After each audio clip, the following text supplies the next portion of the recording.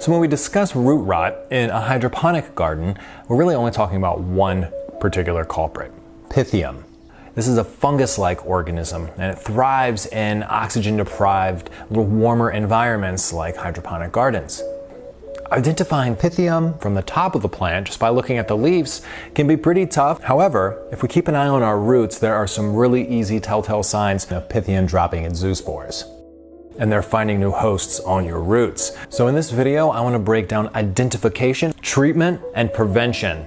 So when it comes to identifying root rot, there are 3 stages that are really easy to identify. We just need to be paying attention to our roots. The first sign is you're going to begin to see your roots clump and stick together. So this will happen even if your roots are white. It doesn't matter the quality of your roots at this point. If the inside of your garden is the perfect condition for root rot, then it will grow no matter what the condition of your roots are. So as these zoospores begin to multiply and grow on our roots, the root rot begins to devour the roots. In the next stage, the roots are going to begin to develop a gooey, clear, or milky white outer film as the root structure is being eaten by the young zoospores. And during this stage is when you're going to start to see the browning occur. You see, as the roots become incapable of osmosis, or the movement of water through the plant, because they're literally and physically blocked by the oppressive root rot, the plant's transpiration pool is slowed to a near stop. And at this point, you will start to see noticeable signs in your leaves, as well as significant browning and decaying of your roots. Your leaves will begin oddly curling in on themselves and wrinkling up in strange ways as they use what's available in their cellular structure to survive. In other words, your plant's consuming itself for nutrients. Now, it gets real.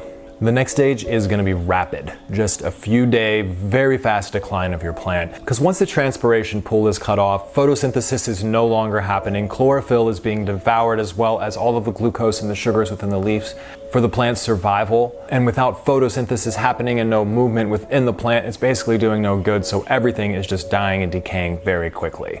If you see your plant at this stage and then you look into the chamber and your roots are brown, they've clumped together, they've kind of grown as one weird, nasty, gnarled organism, that is root rot in its final stage. So now I'm going to get into some things that we can do if we notice root rot in these first 2 stages and want to try to save our plant and turn it around. What we're going to do is create a bath of 1 part hydrogen peroxide, 3% food grade, and 2 parts water. And then we're going to soak the roots of the infected plant in that mix for anywhere between 7 to 15 minutes, depending on the severity of the case. You'll start to see the bubbles break away and the root structure kind of come back to its original form. Be really careful not to over dilute the water because the hydrogen peroxide can't actually burn and completely kill the roots too. All right, next, before we put it back into the garden, it's important that we make sure that we completely change out the water in the garden and clean it out as much as we possibly can. We're also going to add 15 milliliters of 3% hydrogen peroxide, food grade, for every gallon of water we have in our nutrient reservoir. This is going to help to keep things clean. It doesn't sanitize, but what it does is adds more oxygen and also creates more difficult surfaces for root rot to stick to, because the constantly popping bubbles make it really hard for the bacteria to actually get latched onto the roots. So this is a procedure that you're going to want to do every 4 to 6 days, because once the extra O leaves that H2O2, then it's just H2O, which is just water. So we need to make sure we're constantly adding more H2O2 to add that extra oxygen to our tank. And a lot of times if you see this kind of goo, this film start to appear, then it also means that you're going to need to do a more thorough sanitation of your hydroponic garden. There are a lot of different products you can use to sanitize your garden. You can just use citric acid. You can even use light bleach and make sure you completely clean it with water. So then once your reservoir is nice and clean, you have new fresh nutrient water in there, then you can put your plant back in and keep a close eye on it, because what could happen is that plant could affect other plants if there still is spores on it. All right, lastly, prevention. What can we do to keep root rot out of our garden? What does it need to thrive? Let's talk about those things so we know what we can make sure it doesn't have. To thrive, root rot needs low oxygen and warmer temperature environment. So if we can make sure our garden doesn't have both of those elements, then we should be maintaining a pretty safe environment to not get root rot. A way that we can add more oxygen to our water is through adding that hydrogen peroxide that I just mentioned. That's a really, really great preventative measure to keep extra oxygen in that water, as well as Like I said, those bubbles keep things clean. If you live somewhere where you notice it is really hard to keep your water temperature down below 80 degrees, then I recommend changing out your nutrient reservoir more frequently.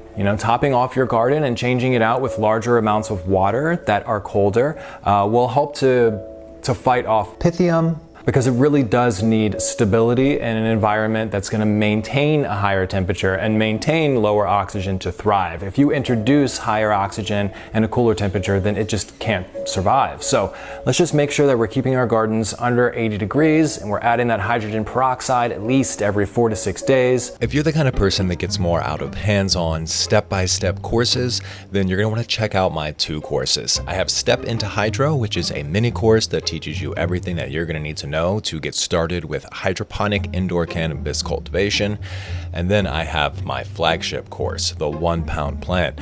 This is a complete education that's going to teach you everything that you would need to know to go from seed to harvest to pull a complete 1 pound plant with an indoor growth environment. This course contains 40 lessons, and each lesson comes with its own video, a guide, checklists, and action steps to keep you growing.